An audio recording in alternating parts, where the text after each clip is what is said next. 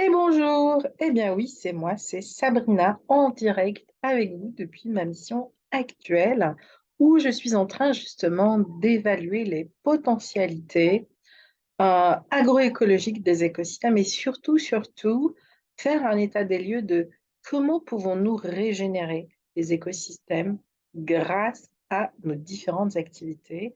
Voilà, et vous savez que c'est vraiment le cœur de mon métier et et c'est ce que je sais faire de manière intuitive, scientifique, écologique et environnementale.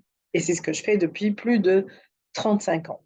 Accompagner les destinations, les territoires, les éco-entrepreneurs à échelle de territoire entier à créer, une vision régénérative, deux, à se projeter et à s'ancrer dans cette vision, trois, à se mettre en action dans cette intention-là et maintenir le cap dans cette intention pour créer des projets régénératifs, des projets qui nous permettent de recréer des oasis.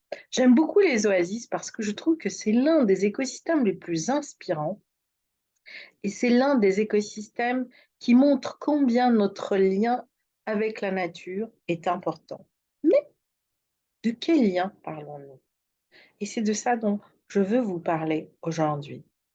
Nous avons une vision très mentale, au fait, très intellectuelle de la nature, de l'écosystème, de ce que l'on peut faire, de ce que l'on ne peut pas faire.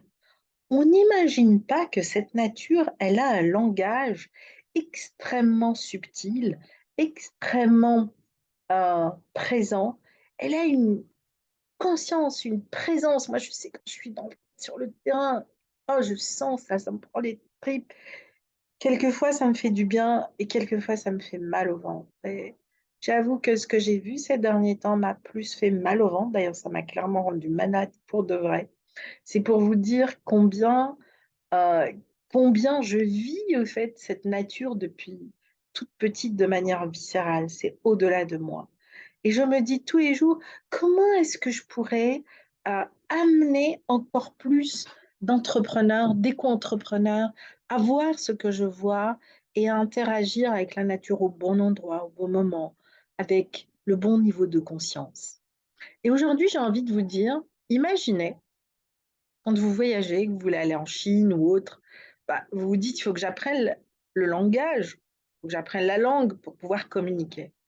Pourquoi on ne s'est jamais posé la question qu'il fallait aussi apprendre le langage de la nature?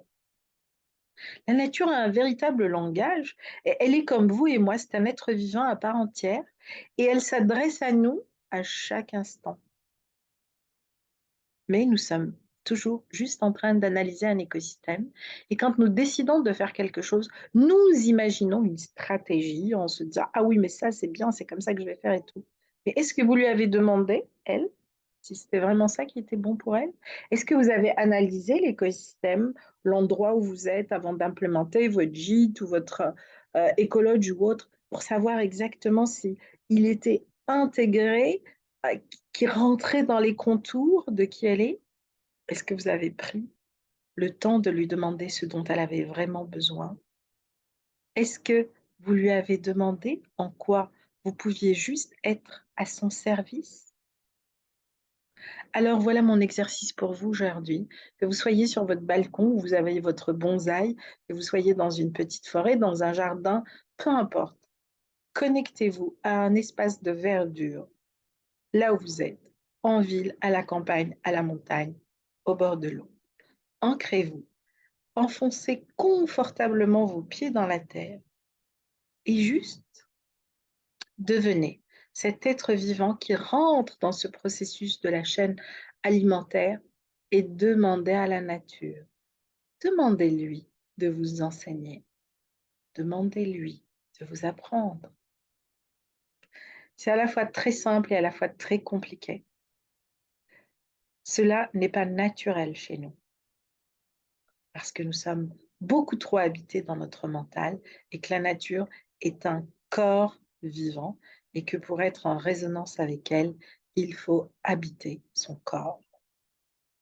Éco-entrepreneur 5.0, eh bien, c'est quoi?